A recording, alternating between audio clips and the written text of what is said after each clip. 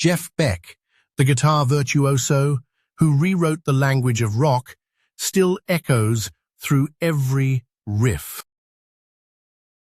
Suzanne Summers, the sitcom queen who turned a TV set into a cultural runway, reminds us of timeless charm. Michael Jackson, the king of pop, whose moonwalk still defines the rhythm of modern performance. Donald Sutherland, the cinematic sage, whose gravitas reshaped the archetype of the seasoned antagonist. Sidney Poitier, trailblazer of screen dignity, whose pioneering presence opened doors for generations. David Crosby, the folk rock visionary, whose harmonies still reverberate across decades of music. Morgan Freeman's voice has become a cultural shorthand for wisdom, authority, and calm reassurance. Even a quick commercial for a bank or a trailer for a sci-fi epic feels instantly trustworthy when his resonant baritone rolls over the soundtrack. That same timbre now pops up in memes, TikTok voiceovers, and political commentary, proving that his influence extends far beyond the screen and into everyday conversation. Freeman's current projects illustrate how his career has evolved from a distinguished actor to a multi-platform cultural figure. In recent years, he's lent his narration to documentaries like Through the Wormhole, where his curiosity-driven presence helped popularize complex scientific ideas for a mainstream audience. He's also appeared in comedies such as The Nutcracker and The Four Realms, and the Netflix caper Red Notice, showing that his gravitas can be playfully subverted without losing its impact. Meanwhile, his cameo in the animated The Lego Movie franchise cemented his status as a beloved voice for new generations, proving that age is no barrier to relevance. But Freeman's present-day prominence rests on a foundation built decades earlier. Born in 1937 in Memphis, Tennessee, he grew up in a segregated America where African-American voices were rarely heard in mainstream media. After a stint in the Air Force and a brief period as a jazz musician, Freeman discovered acting in the late 1950s, joining the Orange County Players in Los Angeles. His early stage work, including a Shakespearean tour with the Old Globe Theatre, honed a command of language that would later become his signature. Freeman's first major screen breakthrough arrived with the 1981 film Street Smart, where his portrayal of a streetwise hustler earned him an Academy Award nomination. The role demonstrated that his voice could carry both menace and empathy, a duality that would define many of his later characters. Yet it was his performance as the dignified, patient chauffeur in Driving Miss Daisy, 1989, that cemented his place in cinematic history. The film's nuanced exploration of race, class, and friendship resonated with audiences worldwide, and Freeman's measured delivery of the film's moral center turned a simple story into a timeless lesson on dignity. From there, Freeman's career entered a phase of strategic choices that amplified his cultural footprint. He gravitated toward roles that positioned him as a figure of moral authority, whether as the wise mentor in The Shawshank Redemption, the stoic commander in Star Trek Nemesis, or the paternal figure in Invictus.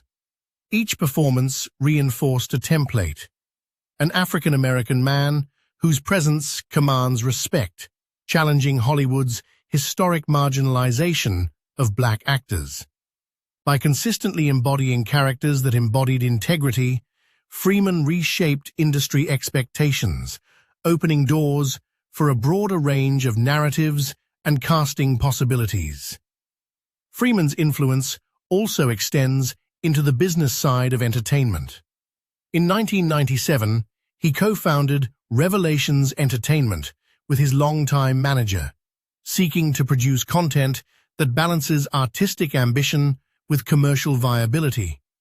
The company's early projects, like the documentary The Long Walk Home, demonstrated a commitment to socially relevant storytelling, while later ventures, such as the sci-fi series Through the Wormhole, showcased an appetite for intellectual curiosity.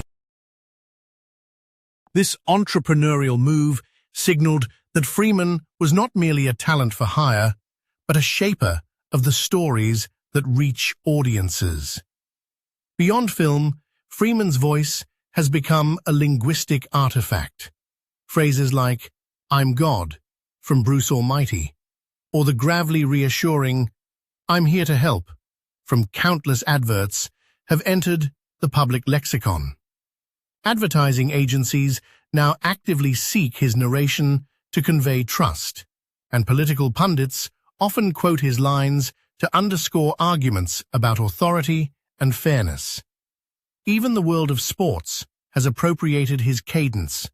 Commentators refer to his voice when describing a decisive play, as if the moment itself carries a measure of his timeless gravitas.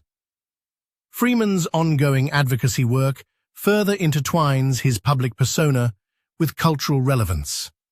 He has spoken out on issues ranging from criminal justice reform to environmental stewardship, using his platform to amplify marginalized voices.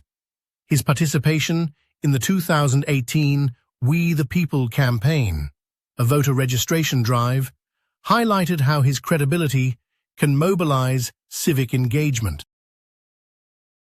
Moreover, his involvement in the One Voice initiative aimed at preserving endangered languages underscores his belief that the power of spoken word extends to preserving cultural heritage.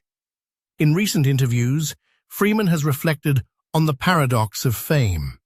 The same voice that commands authority also makes him a target for parody. Yet, he embraces this duality, noting that humor keeps his work fresh and accessible. His willingness to appear in light-hearted contexts, such as the viral Freeman's Guide to the Universe series on YouTube, demonstrates a strategic embrace of new media. By engaging directly with younger audiences on platforms like Instagram Live, he ensures that his influence is not confined to the silver screen, but thrives in the digital age. The evolution of Freeman's career illustrates a broader shift in how Hollywood treats legacy.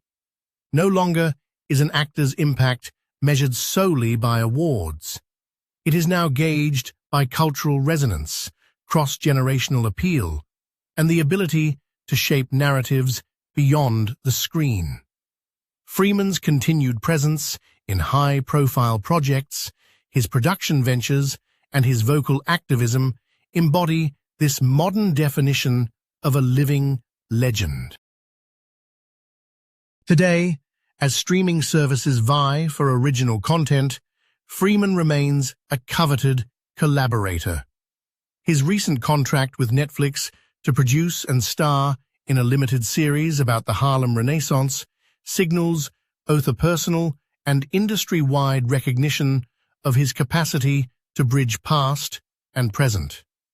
The series promises to weave historical authenticity with contemporary relevance, a fitting continuation of Freeman's lifelong mission to amplify stories that matter. In sum, Morgan Freeman's cultural legacy is not a static monument, but an active, evolving force. From his early-stage days to his status as the voice of authority, he has continually redefined what it means to be a black actor in America, to be a narrator of truth, and to be a steward of cultural memory. As new generations discover his work, whether through a classic film, a viral clip, or a science documentary, Freeman's influence persists, reminding us that a single voice, when wielded with purpose, can shape the very fabric of popular imagination.